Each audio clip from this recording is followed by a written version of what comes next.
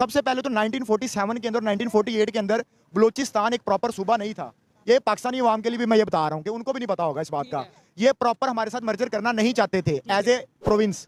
और इसमें कायदे आजम जो हमारे लीडर हैं उन्होंने खान ऑफ कलात के साथ मिलकर मीटिंग्स भी की थी, 2-3 मीटिंग्स भी हुई थी। 1947 में आई थिंक हुई थी दिसंबर के अंदर, और एक 1948 में हुई थी। लेकिन वो मीटिंग्स में कोई उनकी तरफ से डिसीजन नहीं था, उन्होंने कहा नहीं भाई हमें समझ नहीं आ रही, यानी कि हम पाकिस्तान के साथ अभी नहीं मिलना चाहते। जी, उन्होंने उसमें डिसाइड नहीं किया था। उसके बाद फिर कायदे आजम की डेथ होगी और फिर सिनेरियोस चेंज हो गए और अल्टीमेटली 1970s का इलेक्शन हुआ और 1971 में फिर जाके ये एक सूबा बना, लेकिन उसमें भी इन्होंने अपनी फौजें वगैरह उतार दी और फिर जाके वो एक प्रॉपर सिनेरियो बना। तो अब मसला यहाँ पे इस दफा ये आ रहा है कि अब उनके जो मिसिंग पर्संस हैं कि बहुत ज्यादा लोग वहाँ पे मिस हो रहे हैं, वो मिस करने वाले कौन है, कौन लोग हैं जो उनको उठा के ले जाते हैं। और वहाँ पे आपको पता है कि अब बलूचिस्तान के अंदर अब जो वो मारांग बलोच है, वो जो उनमें से वो फिगर बता रहे 1000 के तकरीबन 1000 के करीब स्टूडेंट्स और पॉलिटिकल एक्टिविस्ट और सोशल एक्टिविस्ट उसमें शामिल हैं। लेकिन मेन मसला हमारे यहाँ पे आता है कि जब आप एक चीज डिक्लेयर कर चुके हैं कि ये एक डेमोक्रेसी है, तो फिर वहाँ पे मिसिंग पर्सन का क्या तुक बनता है। वहाँ पे आप बलूचिस्तान के अंदर चले जाएं, अब देखिए वो बेसिकली बात कर रहे हैं ह्यूमन राइट्स की, ठीक है। अब एक ह्यूमन राइट्स के अंदर खाना, रिहाइश, साफ पानी, बिजली की सहूलत, ये सब एक ह्यूमन राइट्स में आते हैं ना। तो आप मुझे बताएं कि 70% से ज्यादा जो इलाका है बलूचिस्तान का, वो तो बेसिक फैसिलिटी से जो है वो महरूम है। School, college, university. आप मुझे बताएं कि कितनी गवर्नमेंट यूनिवर्सिटीज हैं वहाँ पे, कितने गवर्नमेंट कॉलेजेस हैं, कितने गवर्नमेंट हॉस्पिटल्स हैं। और आपको इस बात का पता है कि जो हमारी नेचुरल गैस है उसके सबसे ज्यादा ज़खायर बलूचिस्तान। इंडिया का झंडा बिल्कुल लहराया जा रहा है, लेकिन इसका मकसद ये नहीं कि भाई वो इंडिया को सपोर्ट करते हैं या इंडिया उनकी हेल्प कर रही है, ऐसा कुछ भी नहीं है। अब देखें, पाकिस्तान की एजेंसी दुनिया की टॉप 10 एजेंसीज में से आती है, ठीक है। अभी उसको नंबर 1 तो नहीं कहेंगे, ठीक है, लेकिन टॉप 10 में कम से कम आती है। अगर ऐसा कुछ होता, अगर इस चीज़ में जो हमारे हाईजैक हुई है ट्रेन इधर बलोचिस्तान में, अगर उसमें इंडिया थोड़ा बहुत इन्वॉल्व होता या उसका कोई किरदार होता, तो भाई वो ये चीज़ हाईलाइट लाजमी होती, ठीक है। जो हमारी वेबसाइट्स हैं वहाँ पे जो हमारे मेन चैनल्स हैं उस पर लाजमी से ये चीज़ आता। जाहिर बात है अगर इस तरह कुछ होता, सबसे पहले तो ISPR साहब आ जाते कैमरे के सामने। ISPR साहब आके उन्होंने बोला है कि इंडियन मीडिया ने बड़ा प्रोपोगेंडा किया है, सिचुएशन वैसी ये बोला, नहीं लेकिन थी जैसे उन्होंने बताया। उन्होंने ये नहीं ना बोला कि इसमें इंडिया इन्वॉल्व है। कहीं पे भी इंडिया की पाकिस्तानी मीडिया ये नहीं कह रही। हाँ, ये है कि आजकल मैंने 1-2 खबरें देखी जिसमें वो कह रहे थे कि इसमें इंडिया का हाथ हो सकता है। अब देखिए, हाँ बिल्कुल, अब देखिए ना ये चलता आ रहा है, शक में बात है ना, प्रूव नहीं है। देखिए ना, ये चलता आ रही है, शक में बात है। जैसे अभी इंडिया में कोई मसला बन जाए, इंडिया में भाई सीधी बात बोलूंगा, कोई बात भी देता है ना भाई, तीसरा बंदा आगे वो कहता है जी पाकिस्तान वालों ने ये किया, तो ऐसे ही होता है। पाकिस्तान में जाहिर बात है कोई काम होगा तो या तो अभी अफगानिस्तान का नाम आएगा या इंडिया वालों का नाम आएगा, क्योंकि अभी ये जाहिर बात है। आप एक चीज़ नोट करेंगी, आप भी इन्फ्लुएंसर हैं, कि ये जो हाईजैक का इतना बड़ा हुआ है मसला क्रिएट, और उसमें आपको पता है आर्मी के 100 से ज़्यादा जवान थी। अब ये पूरी प्लानिंग के साथ किया हुआ है, तो ये BLA वालों में इतनी वो स्ट्रेटजी नहीं है कि वो इतने भी नहीं है मास्टरमाइंड के वो खुद इसको कंट्रोल करेंगे। पीछे से उसको बड़ी ताकत का किसी ना किसी का हाथ जरूर है, उनको सहारा है, जो BLA वालों ने इतना कदम उठाया बड़ा। नहीं, पाकिस्तान में बाकायदा तो प्रोग्राम है कि वो कह रहे हैं कि भाई ये मिलिट्री साजिश लगती है, तो ये लग रही है। लेकिन अब ये अब सीधा हम लोग टारगेट नहीं ना कर सकते कि इंडिया वालों ने किया है। अब हम क्यों भाई, वो इंडिया एक बड़ा मुल्क है, दुनिया उसकी बात सुनिए, बगैर प्रूफ के अगर इंडिया पे बात करेंगे, इंडिया को नुकसान, इसका हमें ज्यादा नुकसान पहुंचेगा। ये बात भी हमें समझनी चाहिए। वो बैठे कितने महसूस कर रहे होंगे। गैस यानी बलूचिस्तान से गैस आती है पंजाब में, चले मान लिया कि बलूचिस्तान में कम से कम गैस तो होनी चाहिए, वहां पे रेट जो भी हो, ये हमारे जितने रेट मिल जाए ना, उन्हें कोई थोड़ा जो सा कम रेट पे दे, लेकिन गैस तो दें।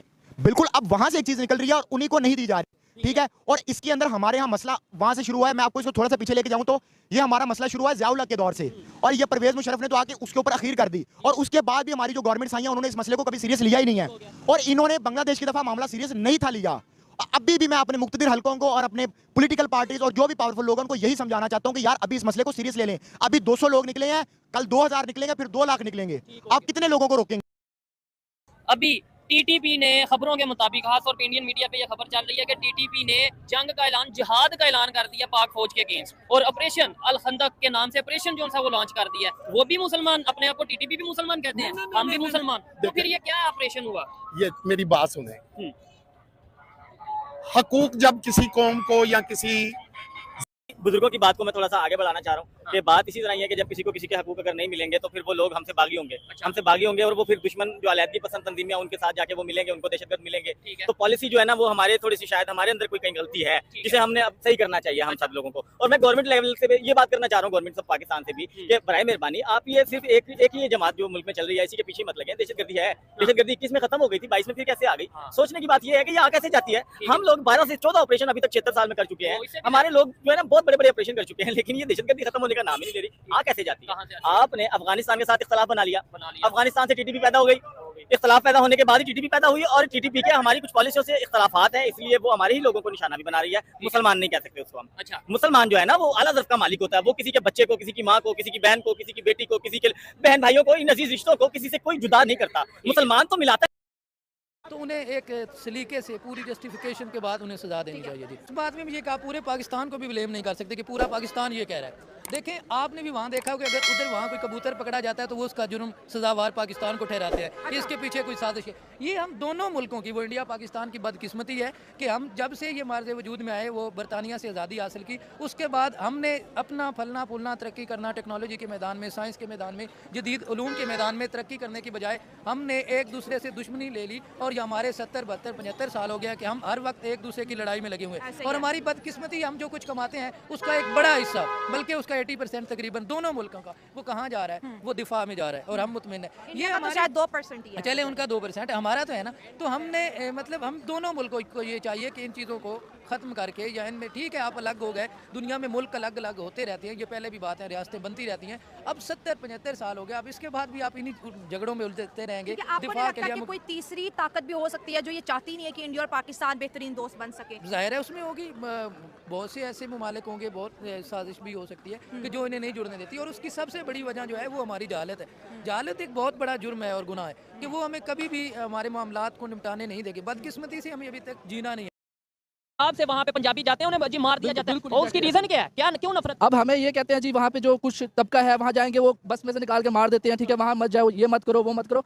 लेकिन जब हम सोशल मीडिया पे देखते हैं, कुछ फ्रेंड्स हैं मेरे, ठीक है, वो बलोचिस्तान से, तो वो ऐसे शो करवाते हैं कि यार इससे प्यारा इलाका कोई नहीं है, ठीक है, उनके पास अच्छी गाड़ियाँ हैं, अच्छा लाइफस्टाइल है, ठीक है, तो वो बड़ी रिस्पेक्ट भी करते हैं। तो फिर जब हम ये सोचते हैं ना, जो आप जिन दोस्तों की बात कर रहे हैं, अच्छी गाड़ियां, अच्छा लाइफस्टाइल है, वो सरदारों के जो बेटे होते हैं, जो खास तौर पे जाहिर बात है जो यूनिवर्सिटीज में लाहौर में आके पढ़ने आते हैं, वो इस लायक होते हैं, इतना पैसा वेल सेटल होते हैं तो वो आते हैं। लेकिन जो मेजोरिटी वहाँ पे आबादी है वो बहुत बुरे हाल में। मैं बिल्कुल आपकी इस पॉइंट से बिल्कुल एग्री करता हूँ, वहाँ पे मेजोरिटी बुरे हाल में। लेकिन मेरे कहने का मतलब ये है कि जब आप किसी इलाके के ऊपर फोकस ही नहीं करेंगे, आपने जब उसको थर्ड वर्ल्ड इलाका करार दे दिया, वहाँ पे आप हमें डरा रहे हो, जो एक मजबूत तबका है इस मुल्क का, जो टैक्स पे करता है, ठीक है, जो आप उनको डरा रहे हो कि भाई आपने इस इलाके में नहीं जाना, ठीक है, ये हमारा है ही नहीं। अब आप एक चीज बताएं कि कहाँ पे मोहब्बत शो करवाई जाती है बलोचिस्तान के लिए? दुनिया के लेवल के मुताबिक नहीं है। क्या वजह है कि हमारा मुल्क जो है वो दुनिया के जो सबसे कम तरीन लोग वो ममालिक है 4, उनमें से चौथे नंबर पर आ रहा है। ऐसी भी हमें खबरें मिल रही हैं कि पाकिस्तान का ये लेवल हो गया। और जो दहशतगर्दी का सामना कर रहा है कंट्री, जो कंट्री सामना कर रहे हैं, उनमें दुनिया में टॉप 2 जो कंट्रीज हैं उनमें हमारा नाम आ रहा है कि ये यहाँ पे दहशत